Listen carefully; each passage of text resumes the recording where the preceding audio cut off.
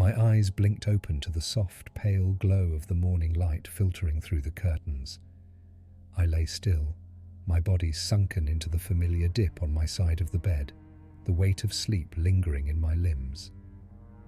The silence was comforting, and I reached across the mattress, expecting to feel the warmth of my wife beside me. Her side was empty. I frowned, my fingers brushing the cold, undisturbed sheets. Lisa never woke before me on her days off. I pushed the thought aside, trying to shake off the lingering fog of sleep. Maybe she'd gone to the bathroom or been called into the ER last minute. They were always short-staffed these days. I glanced at the old wooden clock hanging above the dresser. 6:17 a.m. Too early for Lisa. My stomach knotted with unease, but I told myself not to worry yet. Maybe she was downstairs making breakfast. I sat up, rubbing my eyes, and was greeted by Middo, our cat. He wove between my legs, his purring loud and insistent. I reached down to stroke him absent-mindedly before stumbling into the bathroom, the chill of the house creeping into my skin. The stillness of the house unnerved me as I splashed cold water on my face. The only sound was the soft hum of the heater kicking on, filling the empty spaces with a mechanical, distant drone. I pulled on my housecoat and headed down the dimly lit hallway, Middo at my heels. Coffee first. The thought was comforting, routine. I moved toward the kitchen, but something stopped me. Middo's bowl was empty. Strange.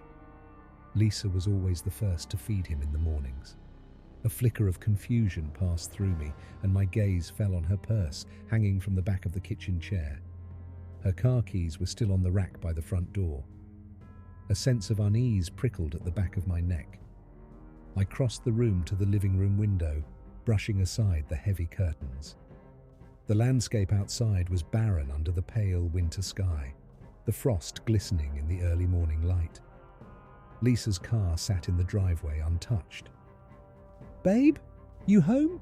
I called, my voice sounding hollow in the stillness. No answer. I fed Middo, his purring louder than ever, as the coffee maker began its slow drip.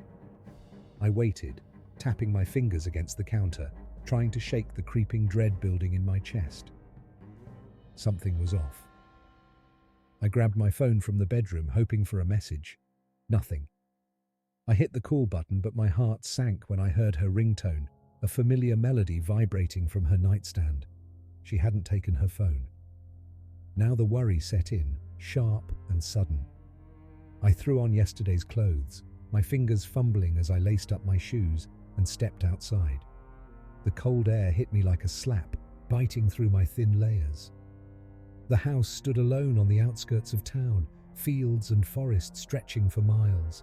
There was no movement, no sound but the whistle of the wind through the trees.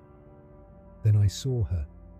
Lisa stood at the far edge of the property, just before the dark line of trees that bordered our land.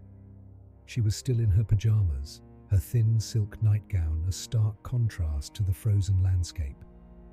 Her back was to the forest, facing me, unmoving. "Lisa," I called, my voice quivering slightly. "What are you doing? It's freezing out here." She didn't move. She didn't respond. I took a few steps toward her, my heart pounding harder with each one. A strange sense of dread clawed at my chest. As I approached, she began to move, backward. She was still facing me, but her steps were slow, deliberate, retreating into the shadows of the forest. The trees seemed to swallow her whole. "Lisa!" I yelled, breaking into a run. "Wait! Stop!" She disappeared into the trees.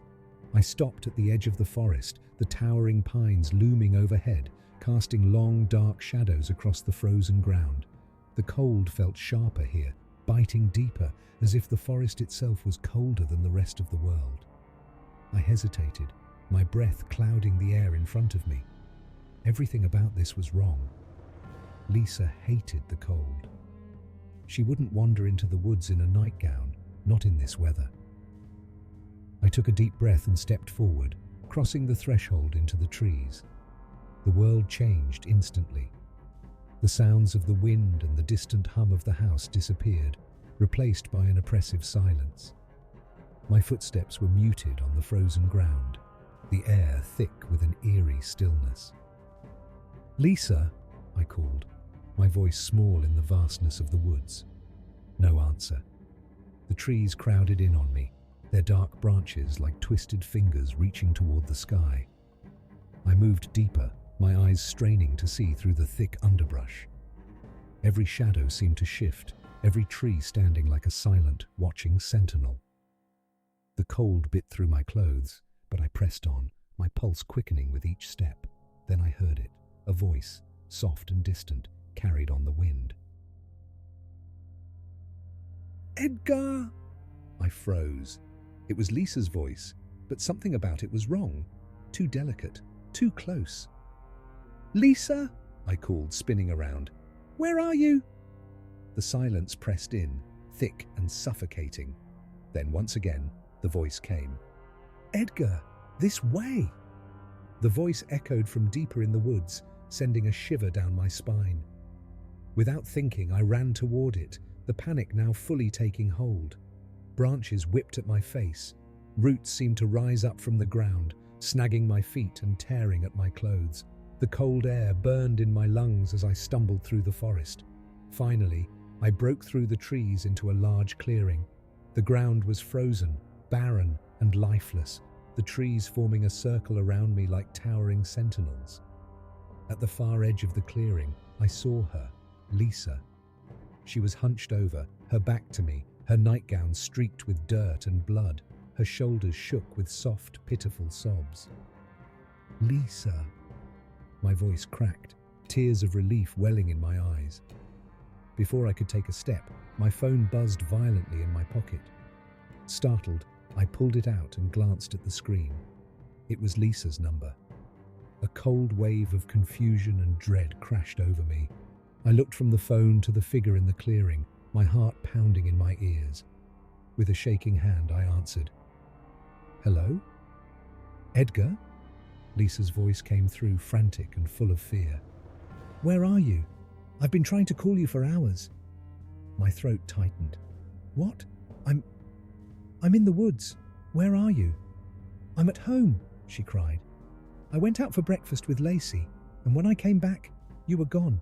I've been calling and calling." I stared at the figure in the clearing, still sobbing, still covered in blood. My mind reeled as I struggled to make sense of what was happening. "Lisa, if you're home, then who?" The line cut out, the phone in my hand going dead as the battery drained in an instant. I stared at the dark screen, a cold sweat breaking out across my skin. The sobbing stopped, but was replaced with a soft, creeping giggle. Her arms hung at strange angles, twisted and contorted unnaturally. She took a step backwards towards me, then another, her body jerking and spasming with each movement. "Run," she whispered, her voice no longer human. I didn't wait. I turned and ran, my feet barely touching the ground as I tore through the forest. The laughter echoed behind me, growing louder and more hysterical, a sound that chilled me to my very core. My heart pounded, my breath came in ragged gasps, and still I ran, faster than I ever thought possible. Branches lashed at me, roots tripped me, but I didn't stop. I could hear her, it, closing in, its twisted limbs crashing through the underbrush, its laughter ringing in my ears. Finally, the edge of the woods came into view. I threw myself through the trees and collapsed onto the frozen grass, gasping for air.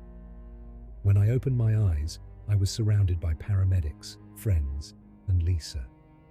The real Lisa. She was holding my head in her lap, her face streaked with tears. They told me I'd been missing for 6 hours. I said nothing. I couldn't explain what had happened. No one would believe me if I tried.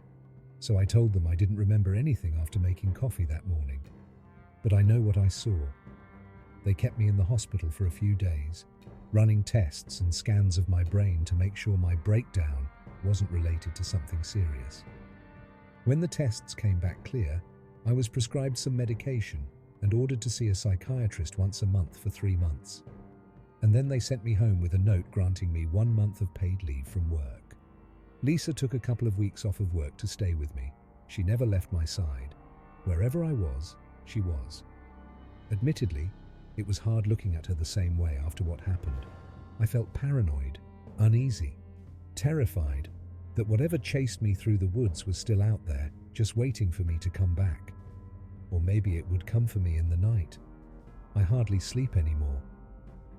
I spend my nights listening to the ticking clock above the dresser, while who I think is Lisa sleeps soundly next to me. A few days ago, I was in the basement doing the laundry. It's a chore that both Lisa and I tend to procrastinate on. I pulled out an armful of dirty clothes from the overflowing laundry basket and stuffed them into the washer. I looked back into the basket and froze. In the bottom of the basket was Lisa's nightgown, the same one that thing had been wearing in the woods. An awful feeling blanketed over me as flashbacks filled my head. It became worse when I reached in and pulled it out. Her nightgown was tattered and torn, stained with dirt and dried blood.